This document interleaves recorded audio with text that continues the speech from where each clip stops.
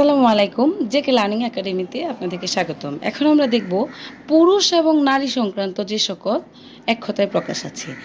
যেই পুরুষ বিয়ে করেনি এটা হচ্ছে অকৃতদার, যেই পুরুষ বিয়ে করেছে কৃতদার, যেই পুরুষের দাড়ি গোঁফ জন্মায়নি অজাতশত্রু, যেই পুরুষের উদ্দাম নৃত্য তাণ্ডব, যেই পুরুষের স্ত্রী বিদেশ থাকে প্রসূত পত্নীক, যে পুরুষের চেহারা সুন্দর সুদর্শন, পুরুষের কর্ণভূষণ পুরুষালী, স্ত্রীর বশীভূত স্থৈন্য, যে পুরুষের স্ত্রী মারা গিয়েছে বিপত্নিক।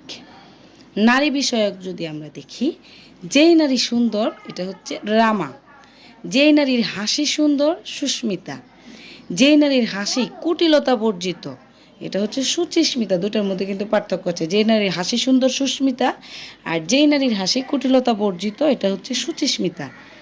যেই নারী প্রিয় কথা বলে প্রিয়ংবদা আর যেই নারী প্রিয় বাক্য বলে প্রিয়ভাষী, যেই নারী অতি উজ্জ্বল ও ফর্সা মহাশ্বেতা, যেই নারী আনন্দ দান করে বিনোদিনী, যেই নারীর স্বামী ও পুত্র মৃত অবিরা, যেই নারীর স্বামী ও পুত্র জীবিত বীরা, যে নারী কখনো সূর্যের মুখ দেখে নাই অসূর্য স্পর্শা, যে নারীর স্বামী বিদেশ থাকে প্রসিত ভর্তিকা, যে নারী নিজে বর বরণ করে নেই স্বয়ংবরা, যে নারীর বিয়ে হয়নি কুমারী, যে নারীর বিয়ে হয় না অনুরা। দুইটা খুবই গুরুত্বপূর্ণ।